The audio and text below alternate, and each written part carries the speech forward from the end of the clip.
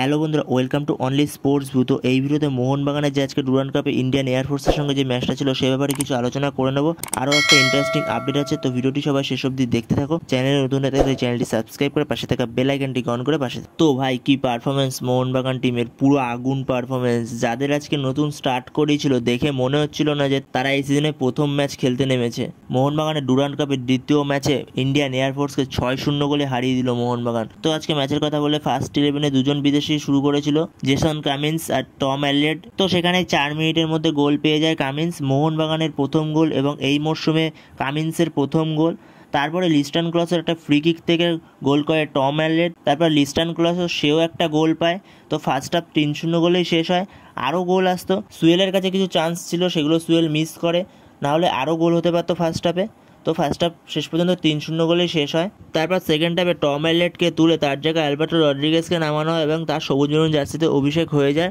তো অনিরুদ্ধ থাপা সেও নেমে ফোর্থ গোলটা করে।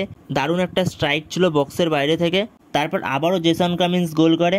তারপর গ্রেগ স্টুয়ার্ট তার সবুজ মেরুন জার্সিতে অভিষেক হয় এবং সে নেমে যে 15 মিনিট মতো সে খেলেছিল তার মধ্যে সে একটা গোল করে এবং অ্যাসিস্টটা করে কামিন্স। তো কামিন্স দুটো গোল করে এবং একটা অ্যাসিস্ট করে। তো কামিন্স আজকে ভালোই খেলেছে। তো মাঝমাঠে আপুয়া সেও খুব সুন্দর খেলেছে। তো পুরো মোহনবাগান টিমের থেকে আউটস্ট্যান্ডিং পারফরমেন্স এসেছে ডার্বির আগে, এত সুন্দর পারফরমেন্স। তো উল্টো দিকে ইন্ডিয়ান এয়ারফোর্সের ডিফেন্সের কাছে সাহাল আব্দুল সামাদ আর লিস্টন ক্লসের কোনো জবাব ছিল না, তারা ব্রিলিয়ান্ট খেলেছে।